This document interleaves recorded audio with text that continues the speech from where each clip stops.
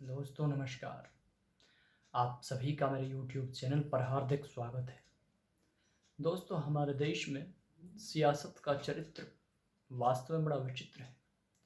पता नहीं चलता कब कौन नेता क्या बयान दे दे। हमारा देश इसीलिए तो महान है, इसीलिए हमारे देश की राजनीति सबसे विचित्र है।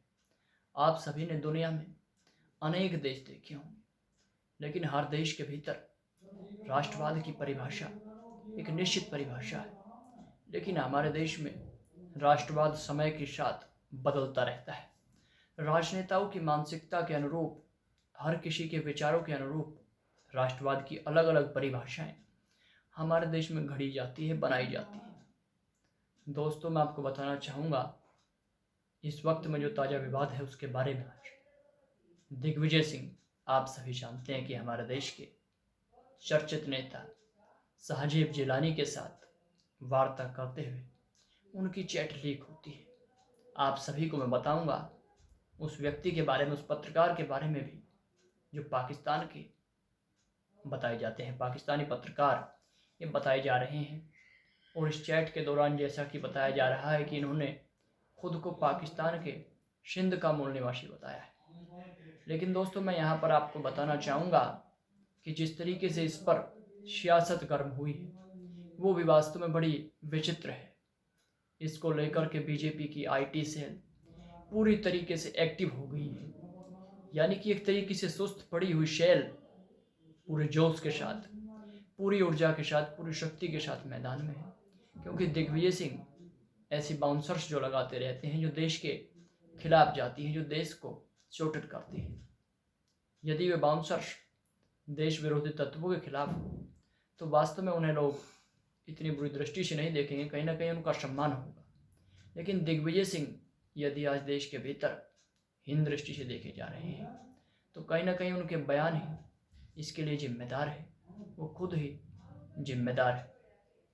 दोस्तों मैं आपको बताना चाहूँगा कि हमारा देश आज़ादी से लेकर के 70 सालों में हिंदू आतंकवाद, मुस्लिम आतंकवाद के नाम पर बढ़ता रहा। लगातार इस देश में राजनीति होती रही। लेकिन दोस्तों सबसे विडंबना की बात यह है कि जिस तरीके से आज चैट पर विवाद हो रहा है, और उस चैट में मैं आपको बताना चाहूँगा कि जम्मू कश्मीर को लेकर के दिग्विजय सिंह ने एक विशेष बयान दिया है जो ये सिद्ध करता है कि उन्हें पाकिस्तान से कितना प्यार है, जम्मू कश्मीर से कितना प्यार है। और इसके बाद तीसरा नंबर आता है हमारे देश भारत का, यानी कि जिस देश में आप रहते हैं उसका नंबर तीसरा है। दोस्तों उन्होंने कहा कि जम्मू कश्मीर के भीतर से यदि कांग्रेस की सरकार सेंटर में आ जाती है तो हम निश्चित तौर पर अनुच्छेद 370 को वापसी एंट्री करा देंगे जम्मू कश्मीर, यानी कि अनुच्छेद 370 को हम बहाल कर देंगे। आप समझ सकते हैं ये उन सभी सैनिकों के मुंह पर तमाचा है जिन्होंने अपनी जान कश्मीर के भीतर पिछले 70 सालों में गंवाई है। उन सभी परिवारों के लिए यह अत्यंत पीड़ा का क्षण है जिनके बच्चे, जिनके बेटे आज जम्मू कश्मीर के भीतर सेवाएं दे रहे हैं।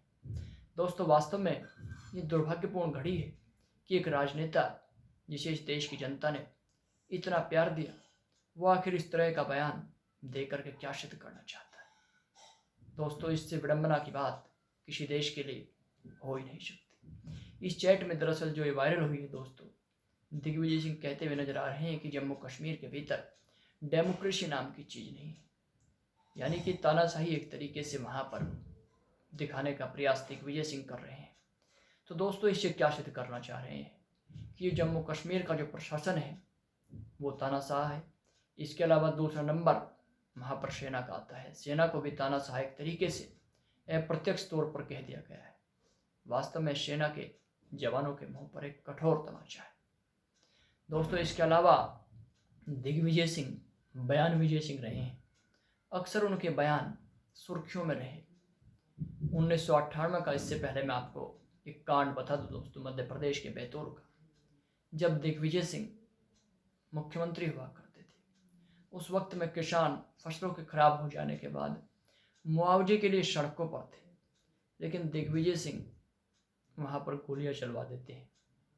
इसके बाद 20 से अधिक किसान मारे जाते हैं। आरोप ये लगाया जाता है कि भीड़ उग्र हो गई थी। लेकिन दोस्तों, भीड़ उग्र हो जाने के बाद उसका कतई मतलब ये नहीं होता कि उस पर गोलियां चलवा दी जाए। लोकतंत्र की हत्या नहीं है तो क्या है दोस्तों? जो पार्टियां आज देश के भीतर लोकतंत्र की कमी बता रही है, उन्हें कहीं ना कहीं पहले अपने गिरेबान में भी झांकना चाहिए। मैं यहाँ पर किसी पार्टी का पक्ष नहीं ले रहा हूँ। मेरा कहने का तात्पर्य केवल इतना ही है कि यदि हम किसी की बुराई करने पर उतरे हुए हैं तो पहले अपने भीतर भी हमें झांकना चाहिए। दोस्तों, इसके अलावा मैं बताना चाहूँगा उस पार्टी के बारे में भी जिसके ऊपर लगातार ये कहा जाता है कि इसके अंदर राष्ट्रवाद की भावना प्रबल है। हालांकि वो है भी, लेकिन दोस्तों उसके अंदर भी कई तत्व ऐसे हैं जो उसकी छवि को खराब करने का कार्य करते हैं। दोस्तों, आप सभी ने साध्वी प्रज्ञा का नाम सुना होगा। भोपाल से सांसद है, लेकिन मालेगांव ब्लास्ट में वो दोषी थी। उसको लेकर के ATS चीफ करकरे ने इनसे पूछताछ की, जो वर्ष 2008 के मुंबई सीरियल ब्लास्ट में दोस्तों अपनी उन्होंने कुर्बानी दी। देश के लिए वो शहीद हो गए। लेकिन दोस्तों, उनको भी बदले में क्या मिला? उनको भी ये मिला कि इनकी जो मौत हुई वो मेरे शराब के कारण हुई। हालांकि बाद में अपने बयान से वापसी उन्होंने कर ली। लेकिन दोस्तों, बयान से वापसी करने मात्र से क्या उस व्यक्ति की पीड़ा या उस परिवार की पीड़ा कम हो गई जिसके ऊपर ये आरोप लगाया गया कि मुझे प्रताड़ित किया गया? मालेगांव ब्लास्ट में यदि आप जांच के लिए आपको ATS ने आपको तलब किया है तो इसमें गलत क्या है? यदि आप एक राजनीतिक पार्टी से या राजनीतिक पृष्ठभूमि से आप जुड़े हुए हैं तो इसका मतलब ये कतई नहीं है कि देश के भीतर आपसे कोई पूछताछ नहीं कर सकता या आपके ऊपर कोई कार्रवाई नहीं हो सकती। लेकिन हमारे देश में इस वक्त में वर्तमान में यही हो रहा है। दोस्तों, यहाँ पर इन दोनों घटनाओं से आप भारत की राजनीतिक पार्टियों की आप तुलना कर सकते हैं। 19-20 जरूर हो सकता है, किसी पार्टी में कम किसी में ज़्यादा, लेकिन कहीं ना कहीं इस तरह के तत्व दोनों पार्टियों में शामिल है। इसके अलावा दोस्तों, मैं दिग्विजय सिंह का एक और दिलचस्प किस्सा आपको बताना चाहूँगा। दिग्विजय सिंह या देश के तमाम लोग उस बात का जिक्र करते हैं कि गोडसे हिंदू आतंकवाद का जनक था। दोस्तों, मैं निश्चित तौर पर गोडसे के कृत्य का विरोध करता हूँ, क्योंकि उन्होंने देश के राष्ट्रपिता महात्मा गांधी की हत्या की, जो बिल्कुल गलत थी। लेकिन दोस्तों, दिग्विजय सिंह को या जो लोग केवल गोडसे को दोषी ठहराते हैं, उससे पहले उन्हें स्वामी श्रद्धानंद की ओर भी देखना चाहिए। स्वामी श्रद्धानंद की हत्या अब्दुल रशीद नाम के व्यक्ति ने की थी। वो कौन था, कहाँ का रहने वाला था और उसके बारे में महात्मा गांधी ने क्या कहा था, मैं ज़्यादा नहीं कहना चाहता। दोस्तों, आप उस पर भी कभी अध्ययन कीजिएगा और विवेचना करने के बाद भारत के राजनेताओं के चरित्र का एक मानचित्र, एक नक्शा आपके मस्तिष्क में उतर जाएगा कि भारत के भीतर राजनीति के लिए कोई कितने भी निचले स्तर तक जा सकता है। और दोस्तों, आज जो ताज़ा घटना हुई उसके बाद प्रेस कॉन्फ्रेंस हुई। भाजपा की तरफ से संबित पात्रा मैदान में पुरजोर तरीके से विरोध चल रहा है। अब इस घटना के ऊपर कई दिन तक मिर्च मसालेदार खबरें आएंगी, अन्य घटनाएं दबा दी जाएगी। ऐसा नहीं होना चाहिए कि एक घटना के अक्स तले दूसरी महत्वपूर्ण घटनाएं दबा दी जाए। बात का विरोध यदि गलत कही गई है, तथ्यात्मक तरीके से विश्लेषण और विवेचना के साथ किया जाना चाहिए, न कि निजी दुश्मनी निकालने के लिए। नमस्कार दोस्तों, मेरे इस वीडियो